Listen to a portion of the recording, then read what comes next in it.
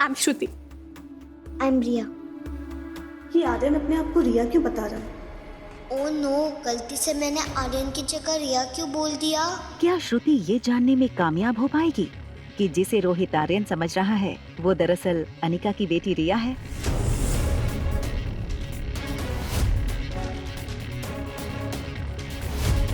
क्या आज रोहित को पता चल जाएगा कि अनिका ही डॉक्टर अमृता है? हेलो, मैं तुमसे दोस्ती करने आई हूँ। मेरा नाम श्रुति है और तुम्हारा? Hello, I am Riya. Wow, Riya तो कितना प्यारा नाम है। रिया? कौन रिया? मेरा नाम तो आर्यन है। रिया ये जान गई थी कि उसने अपना खुद का नाम लेकर एक बहुत बड़ी मुसीबत को न्योता दे दिया था, लेकिन डॉक्टर श्रुति के हाव भाव ने उसे ये यकीन दिला दिया कि वो उसे महज एक गलती मान रही थी। तो वही डॉक्टर श्रुति ने जैसे ही अपना सेशन कंप्लीट किया, उसने फौरन रोहित को फोन लगाया। मिस्टर मारवा, मुझे आपके बेटे के बारे में कुछ ऐसा पता चला है जिसे जानना आपके लिए बहुत जरूरी है। आर्यन ठीक तो है ना? देखिए मिस्टर मारवा, वैसे तो आर्यन बहुत ही समझदार और इंटेलिजेंट लड़का है, लेकिन क्या डॉक्टर श्रुति? आर्यन मिस्टेकन आइडेंटिटी का शिकार है। डॉक्टर श्रुति की कही इस बात को सुनते ही रोहित की जान सूख गई। वहीं दूसरी ओर ज्योति बुआ के ऑपरेशन के वक्त हुआ कुछ ऐसा। Doctor Amrita, her pulse is dropping, हमें जल्द से जल्द कुछ करना पड़ेगा। इतना पैनिक मत करो, एसी का टेम्परेचर बढ़ा लो, पेशेंट को ठंड लग रही है। अब पेशेंट की पल्स रीडिंग नॉर्मल हो रही है। वैसे तो डॉक्टर अमृता की काबिलियत से कोई भी अनजान नहीं था, लेकिन जो एक्सपीरियंस लाइफ केयर हॉस्पिटल के डॉक्टर्स को हो रहा था वो उनके सुने किस्सों से भी 2 कदम आगे था। सभी डॉक्टर्स तक लगाए बस डॉक्टर अमृता को सर्जरी करते हुए देख रहे थे, तो वहीं डॉक्टर श्रुति रोहित मारवा को आर्यन की दिमागी स्थिति के बारे में बता रही थी। मिस्टर मारवा, आर्यन को जो मिस्टेकन आइडेंटिटी है उसकी वजह से वो खुद को कभी लड़की समझता है और कभी लड़का। कभी बोलता है उसका फेवरेट टॉय बार्बी है, तो कभी रेसिंग कार, और तो और वो किसी अनजान लड़की को अपनी माँ भी मान चुका है। तो क्या आर्यन एक नॉर्मल बच्चा नहीं है? क्या उसकी जगह किसी स्पेशल स्कूल में है? नहीं मिस्टर मारवा, आप जैसा सोच रहे हैं वैसा बिल्कुल नहीं है। आर्यन बहुत जल्दी ठीक हो जाएगा। आपको बस उसके दिमाग में चल रहे इस झूठ के साथ कुछ और दिन जीना होगा, ताकि उसे अपने ये ख्याल झूठे ना लगे, क्योंकि इससे उसे गहरा सदमा लग सकता है। श्रुति की बातें सुनकर रोहित को एक गहरा सदमा लगा था। वो आर्यन जिसे रोहित सबसे ज्यादा प्यार करता था, उसी आर्यन की ये हालत रोहित के लिए बर्दाश्त कर पाना बहुत मुश्किल था। मगर उसे अभी भी अपनी दादी की सर्जरी के लिए डॉक्टर अग्रवाल से बात भी करनी थी। देखिए डॉक्टर अग्रवाल, मुझे आज ही डॉक्टर अमृता से मिलना है और उन्हें दादी की सर्जरी के लिए मनाना है। ठीक है मिस्टर मारवा, अभी वो ओटी में है, जैसे ही सर्जरी खत्म होगी आप उनसे मिल लेना। लेकिन आपको एक बात का खास ध्यान रखना होगा। कौन सी बात डॉक्टर? डॉक्टर अमृता अपने काम को लेकर बहुत ही ज्यादा प्रोफेशनल हैं, तो मैं सजेस्ट करूंगा कि आप उनके सामने पैसों की बात ना करें। क्या पता उन्हें बुरा लग जाए। जैसा आप ठीक समझे डॉक्टर, मैं उनसे पैसों की बात नहीं करूंगा। वैसे भी मुझे लगता है अब वो दादी माँ की सर्जरी के लिए जरूर हाँ कर देंगी, क्योंकि जब वो एक मामूली सी औरत की सर्जरी करने यहाँ आ सकती है तो मेरी दादी की सर्जरी क्यों नहीं करेंगी? मैं ऐसा इसलिए कह रहा हूँ क्योंकि डॉक्टर अमृता ने इस सर्जरी के लिए पेशेंट से कोई पैसे नहीं लिए हैं। मैंने जितना उनको समझा, वो पेशेंट देखकर उनका इलाज करती हैं, उनका स्टेटस देखकर नहीं। डॉक्टर अग्रवाल से मिलने के बाद Rohit operation theatre viewing area से डॉक्टर अमृता को सर्जरी करते हुए देखने लगा। डॉक्टर अमृता अपनी सर्जरी के आखिरी पड़ाव पर थी। उसने ज्योति बुआ के सिर पर पट्टी लगाकर कहा, operation successful. Congratulations doctor. Thank you everyone. बाहर जाकर फैमिली को इन्फॉर्म कर दो। मैं आपका जितना शुक्रिया करूं उतना कम होगा। Thank you doctor. क्या मैं डॉक्टर अमृता से मिल सकती हूं? डॉक्टर अमृता तो हॉस्पिटल स्टाफ्स के सेलिब्रेशंस के बीच जैसे ही अनिका ऑपरेशन रूम से बाहर निकली, उसकी नजर बाहर इंतजार कर रहे रोहित मारवा पर पड़ी और वो छिपते छिपाते वहाँ से निकल गई और सीधे पास वाले एक कैबिन में चली गई। अनिका ने अपना पीपीई किट उतारा, अपने कपड़े पहने और उसने जैसे ही बाहर निकलने के लिए बैग उठाया, उसके सामने प्रीति खड़ी थी। आप डॉक्टर अमृता हैं? हाँ प्रीति, लेकिन तुम्हें ये बात अभी सबसे छुपानी पड़ेगी। सही वक्त आने पर मैं खुद सबको बता दूंगी। मुझे माफ कर दो दीदी, मैंने आप पर शक किया। I am really sorry. आपने माँ को बचाने के लिए क्या कुछ नहीं किया और मैंने आपको ही गलत समझा। कोई बात नहीं प्रीति, लेकिन एक बात का ध्यान रखना, ये राज सिर्फ हम दोनों तक ही रहना चाहिए। आप डॉक्टर अमृता है। जैसे ही रोहित की ये आवाज अनिका और प्रीति के कानों में पड़ी, वो दोनों सुन पड़ गई। जिस पहचान को अनिका ने इतने सालों से छिपा कर रखा था, उसका सच आज रोहित के सामने आ चुका था। हालातों के सामने हार कर अनिका रोहित को सब सच बताने ही वाली थी कि तभी प्रीति ने दोनों हाथ जोड़कर माफी मांगते हुए कहा, इसमें अनिका दी की कोई गलती नहीं है, सारी गलती मेरी है। अगर आपके हॉस्पिटल में किसी भी रूल को तोड़ा गया है तो उसकी सजा सिर्फ मुझे मिलनी चाहिए। सॉरी मिस, मैं कुछ समझा नहीं। जब मुझे पता चला कि कामिनी ऑपरेशन के वक्त आईसीयू में होगी तो मैंने फौरन अनिका दी से कहा कि प्लीज वो वहाँ रहकर उस पर नजर रखें। ठीक है, लेकिन डॉक्टर अमृता कहाँ है? मेरा उनसे मिलना बहुत जरूरी है। सर, वो थोड़ी देर पहले ही यहाँ से निकल गई। डॉक्टर अमृता बहुत बिजी लग रही थी। ऑल राइट, आप लोग जाइए और पेशेंट का ध्यान रखिए। एक मिनट। रोहित की दमदार आवाज सुनकर अनिका और प्रीति की सांसें और कदम दोनों ही थम गए। अनिका समझ गई थी कि रोहित ने प्रीति का झूठ पकड़ लिया था और अब डॉक्टर अमृता की सच्चाई को बाहर आने से कोई भी नहीं रोक सकता। वहीं दूसरी तरफ टेरेस पर बैठ रिया और आर्यन ने ये तय किया कि वो फिर से अपनी अपनी जगह लौट जाएंगे। आज डैड की फ्रेंड श्रुति आई थी। उन्होंने मुझे एक टेस्ट पेपर दिया और मैंने सारे क्वेश्चंस के सही सही आंसर दे दिए। ब्रदर, अब तुम्हें डैड से सरप्राइज गिफ्ट मिलेगा, रेडी रहना। ये तुम्हारी बहन की तरफ से तुम्हारा पहला गिफ्ट। गिफ्ट? क्या है गिफ्ट में? अरे बाबा, वही तो सरप्राइज है ना। Oh sorry, thank you sister.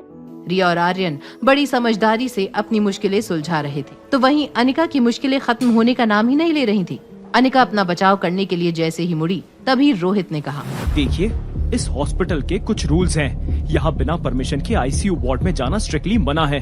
Patient की जान और हॉस्पिटल की रेपुटेशन दोनों खतरे में पड़ सकती हैं।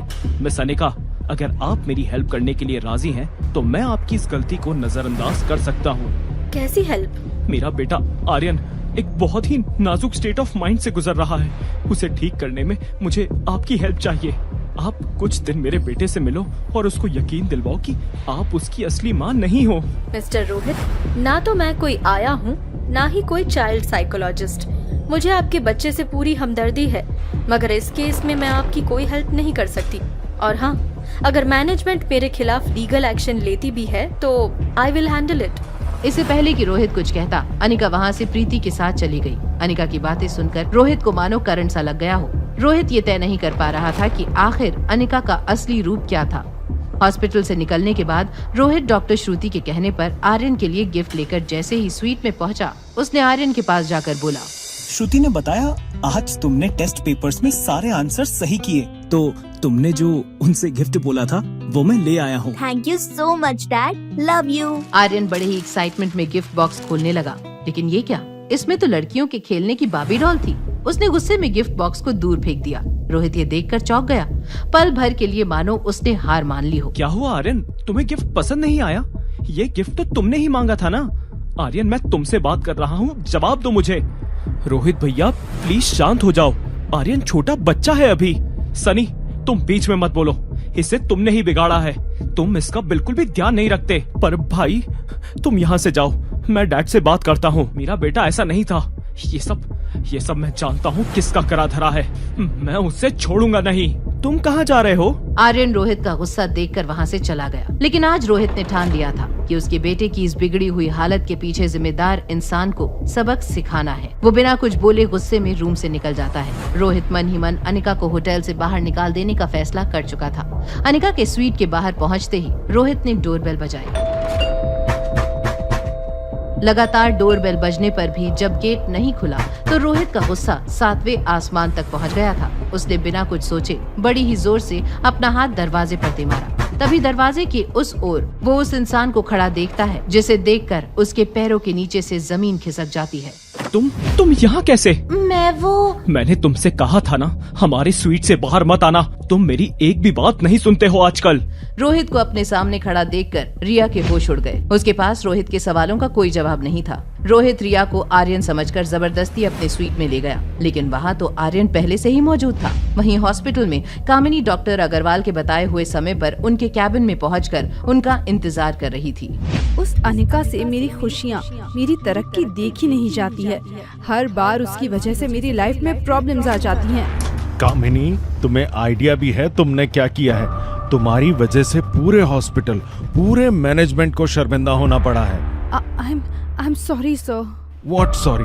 तुम्हें पता है जो तुमने किया है उसकी क्या सजा हो सकती है? डॉक्टर अग्रवाल की बातें सुनकर भी कामिनी को अपने किए पर जरा भी पछतावा नहीं हो रहा था। उसके मन में अभी भी यही चल रहा था कि वो अनिका से अपनी बेइज्जती का बदला कैसे ले। वहीं दूसरी ओर रिया जैसे ही रोहित के स्वीट में गई, वहां आर्यन को ना देखकर उसने चैन की सांस ली। वहीं रोहित आर्यन में आ रहे इन बदलावों से बेहद परेशान था। मैं जानता हूँ बेटा कि तुम्हें अपनी मॉम की कमी महसूस होती है। मैंने बहुत कोशिश की उस कमी को पूरा करने की, पर शायद मैं हार गया। अगर तुम्हें सामने वाली आंटी से बातें करना अच्छा लगता है तो मैं उनसे यहाँ रोज आने के लिए बोल दूंगा। ओके? नहीं नहीं डैड, अगर आप चाहते हो मैं उनसे दूर रहूं तो मैं ऐसा ही करूंगा।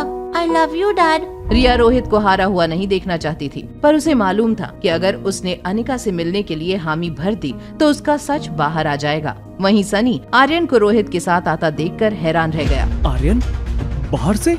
वो तो अभी कुछ सेकंड पहले ही बेडरूम में गया था, फिर ये बाहर के दरवाजे से अंदर कैसे? सनी खुद ही खुद से सवाल जवाब किए जा रहा था। उसे समझ आ गया था कि हो न हो कुछ तो गड़बड़ जरूर है। वहीं रोहित के रूम से जाते ही रिया फौरन बेडरूम में आर्यन को ढूंढने लगी। आर्यन कहाँ हो तुम? बाहर आ जाओ, रास्ता क्लियर है। डैड को कुछ पता तो नहीं चला? ऑलमोस्ट पता चल ही गया था, पर मैंने संभाल लिया। आगे से हम लोगों को और भी केयरफुल रहना पड़ेगा, नहीं तो सारा प्लान खराब हो जाएगा। वो कैसे? फिर हमारा हैप्पी फैमिली का सपना पूरा नहीं हो पाएगा। इसलिए जब तक मॉम डैड एक दूसरे से प्यार नहीं करते तब तक हमारा सीक्रेट बाहर नहीं आना चाहिए। समझ गया। क्या मैं तुमसे एक रिक्वेस्ट कर सकता हूँ? हाँ बोलो। क्या मैं एक और दिन मॉम के पास रह सकता हूँ प्लीज? ओके, लेकिन हमें वेट करना होगा। जैसे ही डैड और सनी चाचू सो जाए फिर तुम चले जाना। कुछ ही देर बाद रोहित और सनी की नजरों से बचकर आर्यन अनिका के स्वीट में आ गया था। गहरी नींद में सोई अनिका को देखकर आर्यन को बहुत सुकून मिला और वो उसके पास में ही सो गया। सुबह होते ही अनिका की नींद लगातार बज रहे उसके फोन से खुली। प्रीति की 17 मिस्ड कॉल। सब ठीक तो है ना? कहीं ज्योति बुआ को? नहीं, मुझे अभी प्रीति से बात करनी होगी। हेलो अनिका दीदी, मम्मी को होश आ गया है, वो आपसे मिलना चाहती हैं। बुआ को होश आ गया? अरे वाह, ये तो बहुत अच्छी खबर है। हाँ दीदी, आप जल्दी से यहाँ आ जाओ और अकेले नहीं, रिया को भी साथ लेकर आना। मम्मी उससे मिलना चाहती है। ठीक है प्रीति, मैं अभी रिया को लेकर वहाँ आती हूँ। ज्योति बुआ से मिलने जाने की खुशी में अनिका जल्दी जल्दी सब काम करने लगी। वहीं सुबह सुबह अनिका का मुस्कुराता हुआ चेहरा देखकर आर्यन भी बहुत खुश हो गया। चलो माय लिटिल प्रिंसेस, आज हमें तुम्हारी बुआ नानी से मिलने जाना है। वो तुम्हें देखना चाहती है। जल्दी से रेडी हो जाओ। ओके मम्मा। मैंने तुम्हारी प्रिंसेस वाली फ्रॉक निकाल दी है, आज तुम्हें वही पहनना है। उस पिंक फ्रॉक में तुम बिल्कुल किसी परी जैसी लगोगी। पिंक फ्रॉक पहनने की बात सुनकर आर्यन बेचारा घबरा गया। वो अनिका से बहुत प्यार करता था, उसकी हर बात मानने की कोशिश भी करता था, पर पिंक फ्रॉक? मॉम, मैं अपनी जीन्स टी शर्ट ही पहन लूं प्लीज? नो स्वीटहार्ट, आज तुम्हें पिंक फ्रॉक ही पहननी है, बस फाइनल। मॉम प्लीज, मुझे वो अच्छी नहीं लगती। मैं तुम्हारी हर बात मानती हूँ ना, क्या तुम मेरी एक रिक्वेस्ट भी नहीं मान सकती? आर्यन के पास अनिका के इस इमोशनल ब्लैकमेल का कोई जवाब नहीं था। वो पिंक फ्रॉक लेकर बाथरूम में तैयार होने के लिए चला गया, पर जब उसने काफी देर तक बाथरूम का दरवाजा नहीं खोला तो अनिका परेशान हो गई। कुछ देर और इंतजार करने के बाद अनिका ने बाथरूम का दरवाजा खटखटाया। रिया बेटा, क्या हुआ? इतना टाइम क्यों लग रहा है तुम्हें? जल्दी करो, हमें हॉस्पिटल जाना है। रिया, तुम जवाब क्यों नहीं दे रही हो? तुम ठीक तो हो? मैं अंदर आ रही हूँ। अनिका की बात सुनकर आर्यन बुरी तरह से डर गया। तभी अनिका ने बाथरूम का दरवाजा तेजी से खोला और अंदर चली गई। अंदर पहुंचते ही आर्यन को देखकर अनिका हैरान हो गई थी। वहीं दूसरी ओर डॉक्टर अग्रवाल ने कामिनी से कुछ ऐसा कहा जिसे सुनकर कामिनी के होश उड़ गए। कामिनी, तुमने जो किया है उसके लिए मैं तुम्हें अभी के अभी रेस्टिकेट कर सकता हूँ, तुम्हारा लाइसेंस कैंसिल कर सकता हूँ, फिर तुम जिंदगी में कभी मेडिकल प्रैक्टिस नहीं कर पाओगी। कामिनी मिन्नतें कर रही थी और डॉक्टर अग्रवाल उसकी एक सुनने को तैयार नहीं थे। डॉक्टर अग्रवाल ने जैसे ही कामिनी को रस्टिकेट करने की बात कही, कामिनी को लगा कि जैसे उसका करियर अब खत्म होने वाला है। उसने डर के मारे अपने हाथ जोड़ लिए। नहीं सर, प्लीज ऐसा मत कीजिए। मैं तुम्हारी कोई बात नहीं सुनना चाहता। आखिर तुम्हें इतना बड़ा झूठ बोलने की क्या जरूरत पड़ गई थी? बताओ मुझे, क्यों किया तुमने ऐसा? मुझसे बहुत बड़ी गलती हो गई, मैं ऐसा अब कभी नहीं करूँगी। प्लीज मुझे हॉस्पिटल से मत निकालिए। अब कामिनी के सारे रास्ते बंद हो चुके थे। वो डॉक्टर अग्रवाल से अपने करियर को बचाने की मिन्नतें कर रही थी और डॉक्टर अग्रवाल उसकी हर मिन्नत को नजरअंदाज कर रहे थे। उधर हॉस्पिटल वार्ड में अनिका जैसे ही ज्योति बुआ के सामने आई, उसे देखते ही ज्योति बुआ को अपनी आंखों पर यकीन नहीं आया। उन्होंने हैरानी के साथ अनिका से कहा, रोहिणी भाभी, आप यहाँ? माँ, ये रोहिणी मामी नहीं है, ये तो अनिका दीदी है, रोहिणी मामी की बेटी। अनिका? मुझे तो एक पल के लिए ऐसा लगा जैसे मेरी रोहिणी भाभी खड़ी हो। अनिका, आ मेरे पास आ। ज्योति बुआ ने अनिका को अपने गले से लगा लिया। अपनेपन का ये एहसास महसूस करके अनिका को लगा जैसे आज उसकी सारी मेहनत सफल हो गई थी। वहीं डॉक्टर अग्रवाल के कैबिन में अपनी गलती के लिए माफी की गुहार लगाती कामिनी को मिला दूसरा मौका। सर, मैं मानती हूँ मुझसे गलती हुई है, मगर प्लीज मुझे रस्टिकेट मत कीजिए, मेरा पूरा करियर बर्बाद हो जाएगा सर, प्लीज। ठीक है कामिनी, सिर्फ और सिर्फ तुम्हारे एकेडमिक रिकॉर्ड्स को देखते हुए मैं तुम्हें इस बार लास्ट वार्निंग देकर छोड़ रहा हूँ, मगर ऐसी गलती अगर तुमने फिर से की तो मैं तुम्हें खुद रेस्टिकेट कर दूंगा। जाओ अभी यहाँ से। Thank you doctor Agarwal. Kamini अपनी इस इंसल्ट के लिए अनिका को ही जिम्मेदार मान रही थी और अब उसने अनिका को मिट्टी में मिलाने की कसम खा ली थी। वहीं हॉस्पिटल वार्ड में ज्योति बुआ अनिका को प्यार से गले लगाकर खुश हो रही थी कि तभी उनकी नजर दरवाजे पर खड़े आर्यन पर पड़ी। कितनी प्यारी है तेरी बेटी अनिका, बिल्कुल एक गुड़िया जैसी। चलो रिया, जल्दी आओ बुआ नानी के पास। ये तो बिल्कुल नन्ही परी लग रही है, लगता है परियों के देश से आई है, इसको किसी की नजर ना लगे।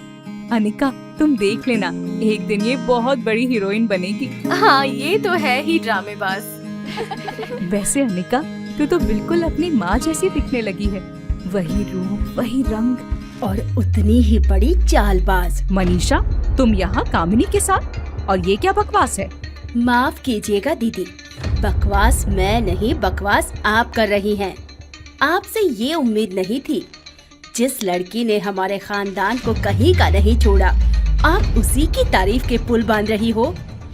क्या आपको नहीं पता कि इसकी वजह से हमारे ऊपर कितनी मुसीबतें आई थी? बुआ, आप कैसे भूल सकती हो कि अनिका ने हमारे खानदान पर कितनी बड़ी कालिख पोती थी, और देखो कैसे बेशर्मों की तरह अपनी नाजायज औलाद के साथ यहाँ आ गई है। इसे धक्के मार कर निकालना चाहिए यहाँ से, और आप हैं कि इसे गले से लगाए बैठी हैं। अब इन बातों का क्या मतलब है कामिनी? जो बीत गया उसे भूल जाना ही बेहतर है। देखो इस प्यारी सी बच्ची को, उसे कितना बुरा लगेगा। आर्यन को देखते ही मनीषा उसकी तरफ चलने लगी। मनीषा को अपनी तरफ आते देख आर्यन एक पल के लिए घबरा गया। मनीषा अपनी बड़ी बड़ी आंखों से आर्यन को टकटकी लगाए घूरे जा रही थी। फिर अचानक मनीषा ने अनिका की तरफ देखा और कहा, अच्छा अनिका, तो ये है तुम्हारी बेटी, काफी बड़ी हो गई है। तुम्हारा एक बेटा भी है ना? वो भी तो इतना ही बड़ा हो गया होगा। आप कहना क्या चाहती हैं? कहना तो बहुत कुछ है, पर क्या तुम सुनने के लिए तैयार हो? तुम अपने बेटे को ढूंढ रही हो ना, लेकिन गलत जगह पर हाथ मार रही हो। कई बार सच सामने ही होता है, लेकिन दिखाई नहीं देता। आप कहना क्या चाहती हैं? साफ साफ बताइए। इतनी भी क्या जल्दी है? मेरे बच्चे ने क्या बिगाड़ा है आपका? क्यों उसे अपनी माँ से दूर कर रहे हो? आपको जो सजा देनी है मुझे दीजिए। तुझे तो सजा मिलेगी ही। तूने मेरी बेटी की जिंदगी बर्बाद कर दी है। तुझे तड़पता हुआ देखकर मेरे मन को सुकून मिलता है। आप भी तो एक माँ है। एक माँ को ऐसे तड़पाकर क्या मिलेगा आपको? सुकून मिलेगा। तू बस ऐसे ही लाचार और बेबस अपने बेटे को ढूंढती रह। मेरे लिए तो इतना ही काफी है। नहीं नहीं, प्लीज मुझे माफ कर दीजिए। आप जो भी बोलेंगी मैं वो करूँगी। बस मुझे मेरे बेटे से मिलवा दीजिए। तो ठीक है, ये रहे तेरे माँ की कंपनी के पेपर्स। क्या साइन कर सकती है इस पे? बोल, क्या इतना कर सकती है अपने बेटे के लिए? मनीषा को तलाश थी ऐसे ही किसी एक मौके की कि उसने पासा फेंक दिया। अपने बेटे की एक झलक पाने को मजबूर अनिका के पास कोई दूसरा रास्ता नहीं था। उसने मनीषा के हाथ से पेपर्स लिए और बिना कुछ सोचे साइन करने लगी। इन सब बातों से अनजान होटल पैराडाइज में रिया अपनी बाबी डॉल के साथ खेल रही थी और रोहित को बार बार परेशान कर रही थी। डैड, ये कैसी लग रही है? गुड। और ये वाली? गुड। डैड, मैं आपको कब से अपनी बाबी के कॉस्ट्यूम्स दिखा रहा हूँ और आप देख ही नहीं रहे हो और बस गुड गुड किए जा रहे हो। बेटा, एक बहुत जरूरी काम है। पहले मैं अपना काम कंप्लीट कर लेता हूँ और फिर हम साथ में खेलेंगे। I promise. ओके डैड, आप काम कर लो। मैं अपनी डॉल के साथ अपने रूम में खेलूंगी। उप्स, खेलूंगा। रोहित को आर्यन की ये बातें अब और भी दुखी करने लगी। वहीं दूसरी ओर हॉस्पिटल में अनिका ने स्टैम्प पेपर्स पर सिग्नेचर कर दिए थे कि तभी आर्यन ने किया कुछ ऐसा जिसे देखते ही सबकी आंखें फटी की फटी रह गई। शैतान, ये क्या किया तूने? ऐसा क्या किया आर्यन ने जिससे भड़क उठी मनीषा, जिस बेटे को पाने के लिए अनिका ने ठुकराया अपना सब कुछ। क्या उस बेटे का राज जान पाएगी अनिका? क्या वो जान पाएगी कि रिया के भेस में उसका बेटा आर्यन उसी के पास है? और क्या आर्यन के रूप में रिया की हरकतों से परेशान रोहित खो बैठेगा अपना आपा? जानने के लिए देखिए अगला एपिसोड सिर्फ पॉकेट FM के YouTube चैनल पर। और एक लड़की को देखा तो के सारे एपिसोड्स को सुनने के लिए डिस्क्रिप्शन में दी गई लिंक पर क्लिक कीजिए। Pocket FM app.